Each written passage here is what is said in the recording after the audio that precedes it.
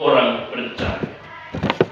Bapak, Ibu, saudara-saudaraku yang terkasih, yang pada pagi hari ini di tengah kesibukan mereka meninggalkannya, lalu mereka ada dalam persekutuan dengan Tuhan pagi ini. Hamba berdoa dalam nama Yesus Kristus, berkatilah hamba-hambamu yang terkasih. Berkati Bapak, Ibu, saudara-saudaraku, supaya mereka menemukan sukacita dan berkat Allah manakala mereka membangun persekutuan dengan Tuhan dalam kasih karunia Allah.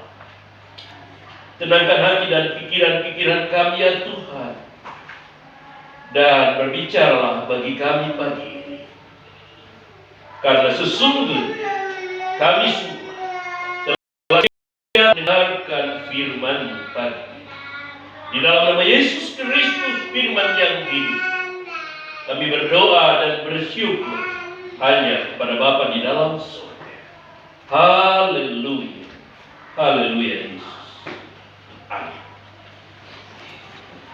Bapak, Ibu, dan saudara-saudaraku sekalian yang dikasihi dan diberkati oleh Tuhan Yesus Kristus, selamat pagi untuk kita semua. Shalom. Shalom. Puji Tuhan, terima kasih untuk kebersamaan kita pada ibadah minggu pagi ini. Kiranya damai sejahtera dan sukacita Allah menyertai Bapak, Mama, saudara terkasih. Pada minggu yang ketiga pada bulan Juni 2025, masih dalam semangat memperingati, menghayati pencurahan Roh Kudus, maka pada pagi hari ini saya ingin mengajak Bapak, Ibu, saudara-saudaraku yang diberkati Tuhan untuk kita membuka kitab Kisah Para Rasul, pasal yang kedua ayat 41 sampai ayat yang ke-47. Satu bagian bacaan yang mungkin kita sering dengar, tapi juga adalah bagian yang tak terpisahkan dari peristiwa Pentakosta atau pencurahan Roh Kudus. Kisah Para Rasul pasal 2 ayat 41 sampai 47. Kita akan membacanya secara berganti-gantian. Saya akan membaca 41 kepada Bapak, Ibu, saudara-saudaraku yang di Tuhan, dan membaca ayat 42 dan seterusnya, dan pada ayat 47 kita akan membaca bersama-sama. Demikian firman Tuhan di bawah perikop cara hidup jemaat yang pertama, ayat 41. Orang-orang yang menerima perkataannya itu memberi diri dibaptis, dan pada hari itu jumlah mereka bertambah kira-kira 3.000 jiwa. Mereka bertekun dalam pengajaran rasul-rasul dan dalam persekutuan, dan mereka selalu berkumpul untuk memecahkan roti dan berdoa. Maka ketakutanlah mereka semua, sedang rasul-rasul itu mengadakan banyak mujizat dan tanda. Dan semua orang yang telah menjadi percaya tetap bersatu, dan segala kepunyaan mereka adalah kepunyaan bersama. Dan selalu ada dari mereka yang menjual harta miliknya, lalu membagi-bagikannya kepada semua orang sesuai dengan keperluan masing-masing. Dengan bertekun dan dengan sehati mereka berkumpul tiap-tiap hari dalam bait Allah. Mereka memecahkan roti di rumah masing-masing secara bergilir, dan makan bersama-sama dengan gembira dan dengan tulus hati sambil memuji Allah, dan mereka disukai semua orang. Dan tiap-tiap hari Tuhan menambah jumlah mereka dengan orang yang diselamatkan. Demikian jauh pembacaan Alkitab bagi kita. Berbahagia kita semua yang telah membacakan firman Tuhan yang memelihara dalam kehidupan hari lepas hari. Haleluya. Bapak, Ibu, dan saudara-saudaraku yang diberkati Tuhan, berdasarkan ayat-ayat ini ayat-ayat yang kita baru saja membacakannya, saya ingin memberikan tema untuk kita di minggu ini. Dan saya berdoa biarlah tema ini akan menuntun kita untuk merenungkan firman ini pada sepanjang minggu ini. Tak usah banyak-banyak, paling tidak dalam minggu ini. Di bawah perikop atau tema tuntunan Roh Kudus dalam kehidupan orang percaya. Tuntunan Roh Kudus dalam kehidupan orang percaya. Mendahului renungan kita pada pagi ini, saya ingin membawa kita untuk melihat sedikit gambaran tentang latar belakang dari pembacaan kita pada pagi. Pembacaan kita pada pagi ini adalah reaksi yang timbul setelah yang pertama terjadinya peristiwa Pentakosta atau pencurahan Roh Kudus yang 2 minggu lalu kita rayakan. Yang kedua, bahwa peristiwa yang kita bacakan atau cerita yang kita bacakan pagi ini adalah akibat dari setelah yang pertama terjadinya pencurahan Roh Kudus, terjadinya peristiwa Pentakosta. Maka yang kedua membuat Petrus dan rasul-rasul, Petrus secara khusus mengalami sebuah perubahan yang luar biasa, perubahan yang drastis, perubahan yang menurut saya penuh dengan kuasa dan mujizat. Setelah apa? Setelah terjadi apa? Pencurahan Roh Kudus. Kenapa saya sebut bahwa Petrus dan kawan-kawan yang mengalami sesuatu yang luar biasa setelah terjadinya pencurahan Roh Kudus atau Pentakosta? Karena memang para murid-murid Yesus ini, khususnya Simon Petrus, ini orang bilang ini penahu. Orang Kupang bilang Simon Petrus ini penahu. Penahu itu kira-kira penakut lah. Mentalnya kurang baik begitu ya. Murid-murid yang lain apalagi punya rasa takut yang begitu mendalam dalam diri Petrus dan kawan-kawannya itu. Dengarkan baik-baik, anak-anak muda. Terkadang kita seperti Simon Petrus, mau bikin apa-apa dong, saya kayaknya belum bisa. Saya sanggup, saya takut, jangan. Nanti kita lihat ini. Jadi Petrus dan kawan-kawannya seperti mengalami titik balik, sebuah perubahan dalam diri mereka manakala mereka mengizinkan diri mereka untuk mengalami Pentakosta atau pencurahan Roh Kudus. Makanya dalam pembacaan sebelumnya, sebelum ayat yang kita baca, Petrus walaupun tidak punya latar belakang teologi, tidak punya latar belakang pendidikan yang baik, karena dia kan nelayan ya. Tapi Alkitab menggambarkan buat kita setelah dia mengalami pencurahan Roh Kudus, dia menerima kuasa Roh Kudus dalam dirinya. Roh Kudus menolong dia, dan Alkitab bercerita dia sekali berkhotbah ribuan orang. Berapa orang kata firman Tuhan tadi? 3.000 orang menjadi percaya. Saya sudah melayani hampir 27 tahun, bukan hampir 27 tahun.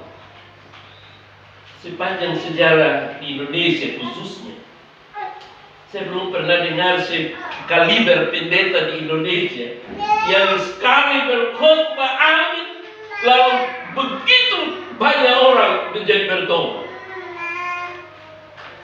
Saya lihat ada banyak KKR, termasuk di Kupang dan lain. Tapi saya punya ada sedikit tidak percaya karena itu biasanya orang-orang yang maju dan dianggap bertobat itu adalah orang Kristen yang sudah malam melintang di gereja. Amin, betul? Kalau kita jujur ya, mereka juga adalah mereka yang diklaim bahwa bertobat, tapi sesungguhnya mereka adalah orang yang sudah Kristen sebelum. Ini berbeda dengan khotbah Petrus Mereka yang bertobat menjadi percaya dan jumlah 3.000 ini adalah asli. Mereka yang sebelumnya belum mengenal Yesus dan mereka memang sebelumnya belum pernah ke gereja. Ini dia bedanya. Beda. Kalau saya dengan Bapak Steve menobatkan orang dari yang tidak pernah ke gereja, mungkin saya hitung-hitung tidak lebih dari 30 orang sepanjang sejarah dalam pelayanan. Itu asli dari agama Islam ya, yang kita kemudian layani dan kemudian baptis. Tapi bayangkan ini 3.000. Pertanyaan kita adalah, apa kehebatan seorang Petrus yang dahulu adalah nelayan, yang tidak punya pendidikan yang baik? Apa yang membuat seorang Simon Petrus menjadi hebat, menjadi luar biasa? Dipakai oleh Tuhan. Jawab. Yang pertama, karena dia izinkan dirinya terbuka, Roh Kudus bekerja dalam dirinya dengan baik. Amin. Yang kedua, karena ia terbuka dan menerima Roh Kudus, itulah Tuhan memberi kuasa penuh kepada dia.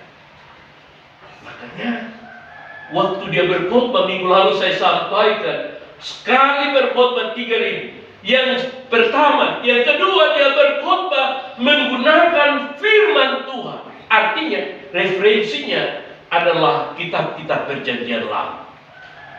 Dia seperti tiba-tiba, kalau saya membayangkan seorang yang tidak bersekolah, pendidikan rendah, latar belakangnya tidak jelas, tapi begitu dia terbuka dengan Roh Kudus, begitu dia berkhotbah, dia kutip ini kitab-kitab Alkitab perjanjian lama. Dia ingat baik, dia sampaikan kepada para pendengar waktu itu. Jadi bayangkan Bapak Mama, sesuatu yang kemudian saya sebut dengan ada mujizat yang terjadi dengan luar biasa. Dan ini barangkali pada titik ini saya ingin menyampaikan kepada Papa Mama yang pertama, sebagai manusia biasa terkadang kita punya rasa takut, rasa putus asa dan lain sebagainya. Saya ingin membilang, belajar dari Petrus dan kawan-kawan, besarkan iman, berdoa minta Roh Kudus untuk menghibur menguatkan kita. Amin. Ketika kita dalam keadaan resah, gelisah, ada ketakutan tertentu, berdoa, apalagi yang takut setan. Berdoa dalam nama Yesus. Roh Kudus beri kepada saya keberanian. Kalau Petrus orang buta huruf, Tuhan pakai dia dengan luar biasa. Tuhan beri kuasa dengan ajaib. Dia bisa menghafal ayat Alkitab perjanjian lama. Lalu dia berkhotbah dengan berapi-api dan membuat banyak orang bertobat. Saya juga mau Tuhan beri saya keberanian. Kepada Papa Mama saya yang kedua, beritahu Papa Mama untuk anak-anak. Waktu anak-anak mau belajar, ini anak-anak sekolah, khusus anak-anak sekolah. Sebelum mau belajar, arahkan mereka berdoa minta Roh Kudus supaya Roh Kudus bekerja. Nanti bimbing kita bilang, kalau Roh itu datang, dia akan mengajarkan tentang kebenaran. Sehingga sekalipun secara manusia anak-anak kita tidak bisa, tapi kalau atas izin Roh Kudus, segala yang tidak mungkin bisa menjadi mungkin. Amin. Makanya kalau saya lihat, minta maaf. Ada orang yang mau berdoa batola bahela. Jangan saya Bapak Pendeta, kalau bisa dia asal, kalau bisa dia jangan. Usah, apa yang salah di situ dengan berdoa? Apalagi hanya doa makan, gampang tuh. Tuhan Yesus, sekarang kamu makan. Saya begitu pendeknya. Tapi kan coba, banyak orang yang, jangan, kamu bisa diam. Padahal kalau kita boleh jujur, dalam diri kita ada Roh Kudus. Amin. Ada Roh Kudus. Tinggal bagaimana kita memberdayakan Roh Kudus yang berdiam dalam diri kita sehingga kita tampil seperti Petrus dan kawan-kawan.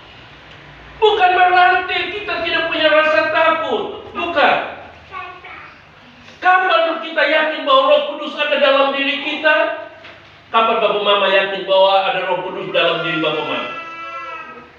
Ini saya sedikit mengajar tentang teologi. Kapan Bapak Mama yakin, percaya bahwa dalam diri Bapak Mama yang terhormat pagi ini ada Roh Kudus dalam diri? Atau kalau saya ganti, yakinkah Bapak Mama bahwa di dalam diri Bapak Mama masing-masing ada Roh Kudus? Adakah ya Bapak Ibu mau bilang yakin?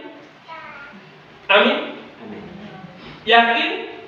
Harus yakin bahwa pada diri orang percaya ada Roh Kudus. Dan saya kasih tahu. Kapan? Ketika kita menerima baptisan.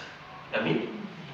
Waktu kita dibaptis, waktu pendeta akan bilang, aku membaptiskan engkau dalam nama Bapa, Anak, dan Roh Kudus.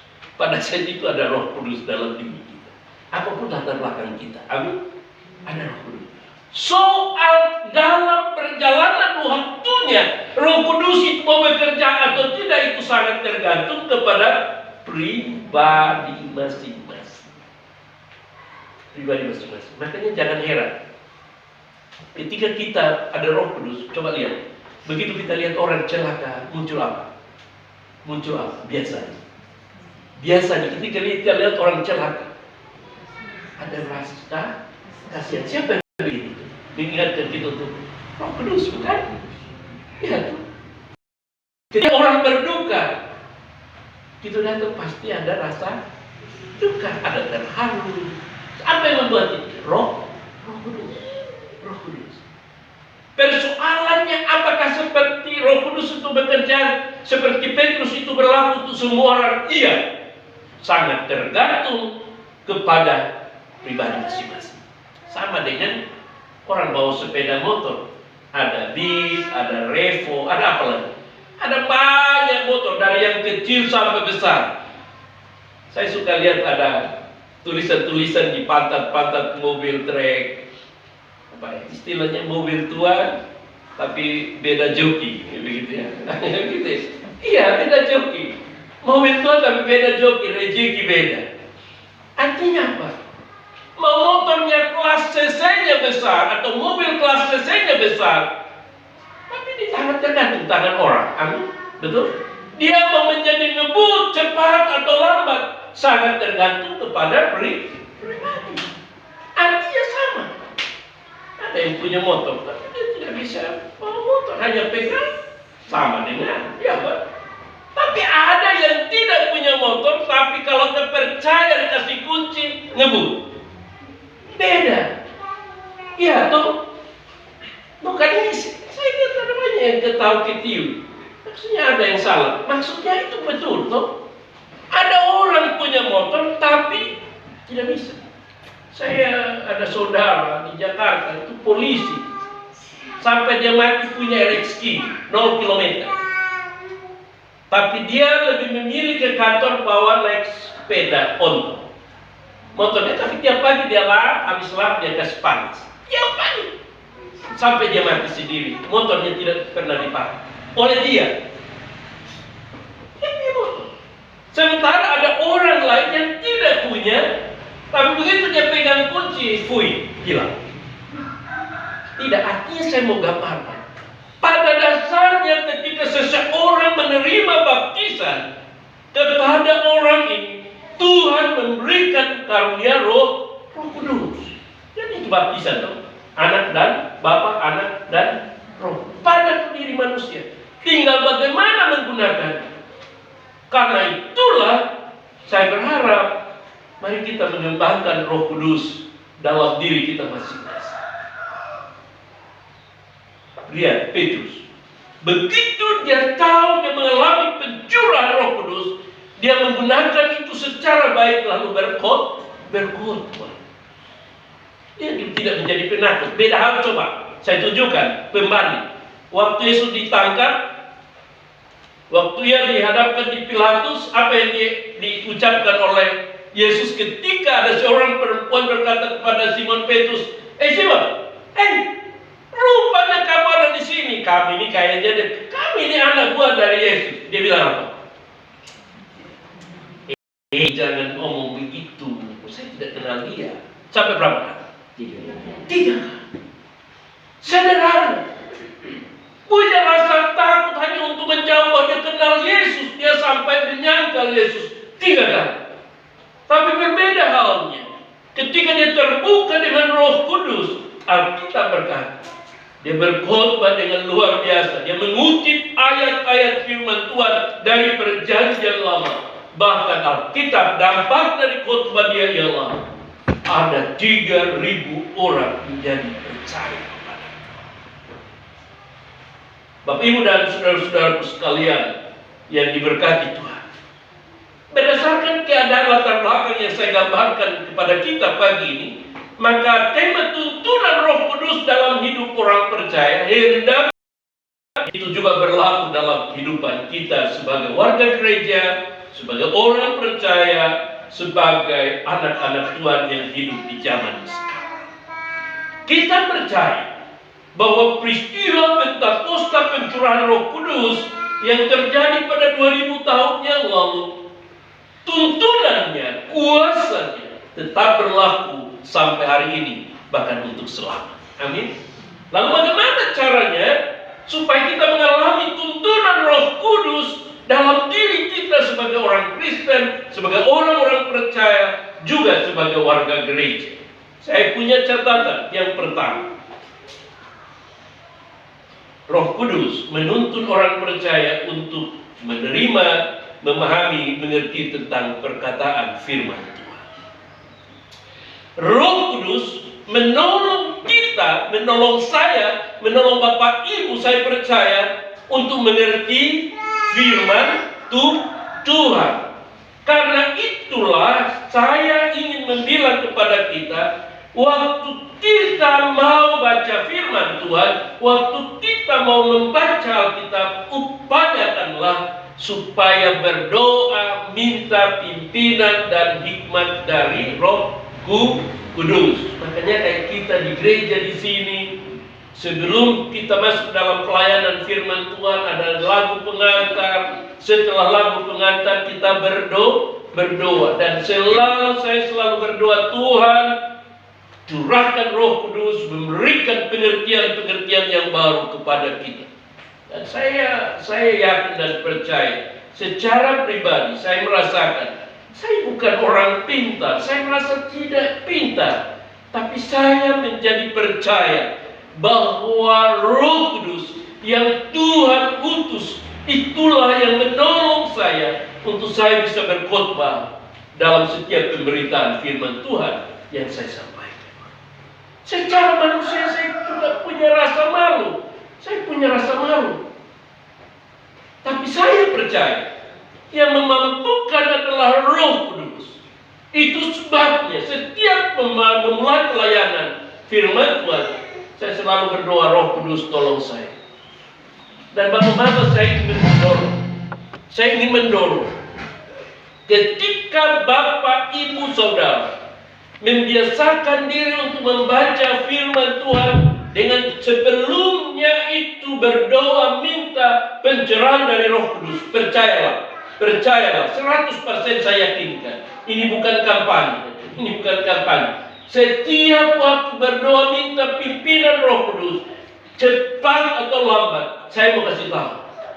Waktu kita habis doa membaca firman Tuhan, saya bilang, ada ide-ide baru, ada pengertian-pengetahuan yang baru yang kita mengerti dari firman Tuhan yang kita baca. Itu keyakinan saya. Kalau membaca hanya sekedar buka Alkitab lalu baca, iya. Tapi artinya saya mau bilang itu seperti laptop atau HP blank.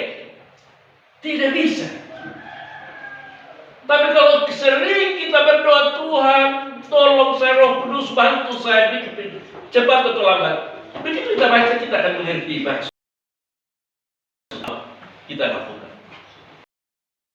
Kalau sudah kebiasaan, mengapa? Karena ini firman Tuhan yang bilang. Ayat 4, orang-orang yang menerima perkataan, yang perkataan siapakah? Perkataan Petrus dalam khotbah di atas, memberi diri dibaptis, dan pada hari itu jumlah mereka bertambah kira-kira 3.000 jiwa. Apa yang membuat mereka menjadi unik? Menerima perkataan Tuhan lewat khotbah Petrus. Jadi artinya, yang pertama bagaimana supaya tuntunan Roh Kudus berlaku dalam kehidupan kita sebagai warga gereja dan orang percaya. Yang pertama, Roh Kudus akan menolong orang percaya untuk mengerti tentang firman Tuhan. Jalannya adalah dengan berdoa, minta pencerahan dan bimbingan dari Roh Kudus. Minta kepada Tuhan, termasuk saya bilang kepada orang tua, papa mama, anak-anak yang sekolah. Ajar mereka berdoa kepada Tuhan, minta hikmat pengetahuan dari Roh Kudus. Minta supaya Roh Kudus yang memberikan hikmat, pengertian, supaya dalam ketidakmampuan Roh Kudus mengingatkan buat mereka. Amin. Harus demikian. Jadi demikian saya kira Bapak Ibu majelis juga begitu. Jangan pernah kecil hati untuk melayani karena saya tingkat pendidikan saya tidak punya latar belakang pendidikan yang baik, saya pun sekolah tidak baik. Tidak. Asal ada niat, ada kemauan yang tulus kepada Tuhan. Ketika Bapak Mama minta pimpinan Roh Kudus, Tuhan akan memberi kuasa itu. Melayani dengan baik. Berulang kali saya sampaikan, kita punya saudara, ibu, dia sekolah sampai SMP Jakarta. Tapi saya lihat Tuhan pakai dia luar biasa. Dia melayani orang-orang hebat, orang-orang kaya. Dan saya lihat dia diberkati Tuhan luar biasa. Pendidikannya apa? Hanya SMP. Tapi Tuhan pakai dia. Apakah dia yang hebat? Tidak. Tuhan yang hebat. Amin. Tuhan melengkapi dia dengan kuasa Roh Kudus. Seperti Tuhan melengkapi Simon Petrus. Sehingga pada ayat 41, sekali ia berkhotbah, hanya orang yang bertahan, percaya dan bertobat.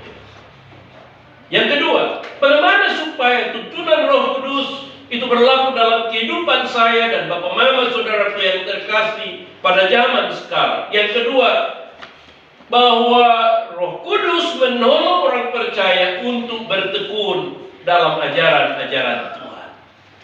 Jadi soal setia kepada Tuhan, soal mau rajin ke gereja, soal mau setia membaca firman, ini bukan soal saya suka atau tidak suka, tapi berdoalah kepada Tuhan, mintalah bimbingan dari Roh Kudus. Sebagai contoh, awal-awal kita bikin gereja ibadah jam 7, secara manusia itu agak repot, karena bangun jam pagi untuk siap ke gereja ini bukan perkara gampang, setengah mati.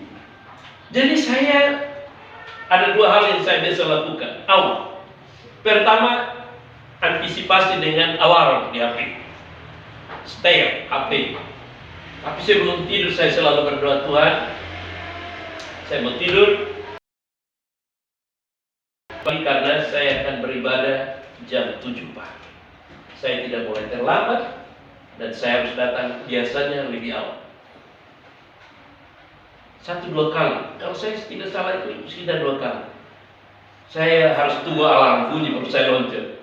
Tapi waktu ketiga dan seterusnya sebelum alarm bunyi saya sudah bangun. Sampai sekarang.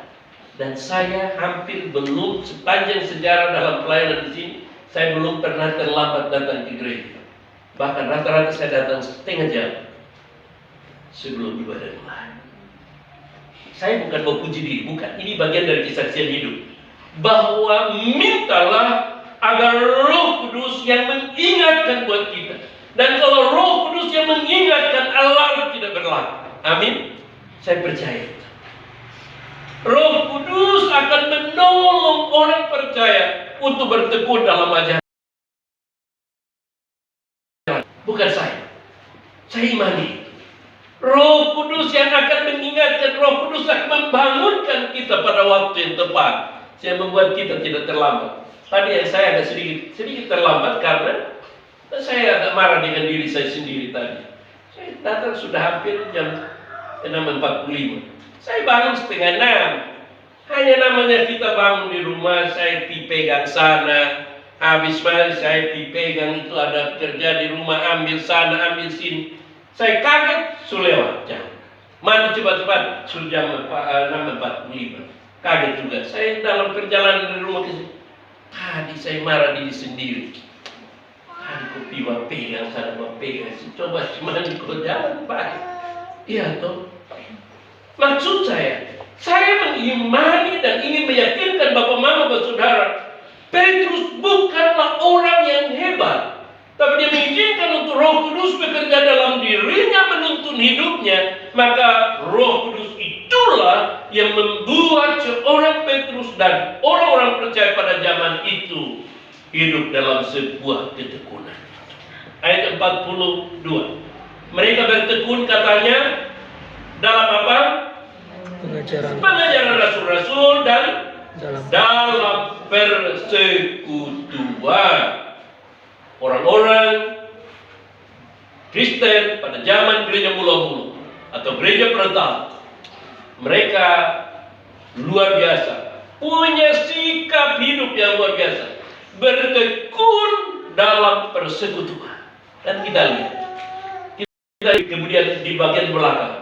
Karena begini, seringkali orang bilang, Pak Pendeta, dia begitu rajin minta ampun, mah hidup juga setengah mati.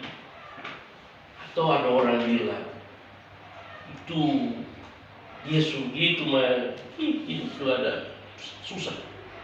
Saya meyakini begini, kalau saya pegang firman ini, kalau kita pelajarannya dengar, lihat dan ikuti nanti, ketika seseorang bertekun dan hidup dalam persekutuan dengan Tuhan, ini bukan seperti apa ya, saya bilang kayak kapal selam timbul tenggelam ya.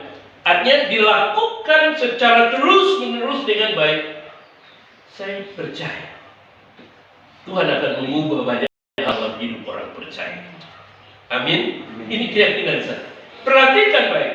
Alkitab berkata mereka bertekun dalam pengajaran rasul. Bertekun dalam apa? Firman Tuhan. Ini bukan soal suka dengan pendeta atau tidak. Pengajaran rasul-rasul pada zaman itu selalu patokannya, fokusnya adalah Alkitab. Kalau zaman sekarang ini kan fokus orang Kristen kan ini sangat tergantung, ada dua hal. Khotbah pendeta. Orang suka cari yang pendetanya khotbahnya yang kayak gitu-gitu. Orang suka cari. Dulu kalau di Jakarta itu Pak Gilbert lumayan. Dia ada di mana semua orang lari ke situ. Ibadah hampir gereja lain kosong. Gitu ya, Bang Yusuf ya.